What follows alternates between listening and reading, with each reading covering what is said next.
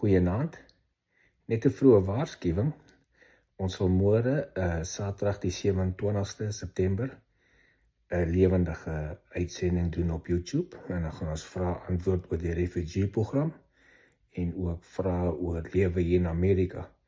So ek sal dit doen môreoggend 8:30 Amerikaanse tyd, so dit sal 3:30 die middag wees in Suid-Afrika tyd.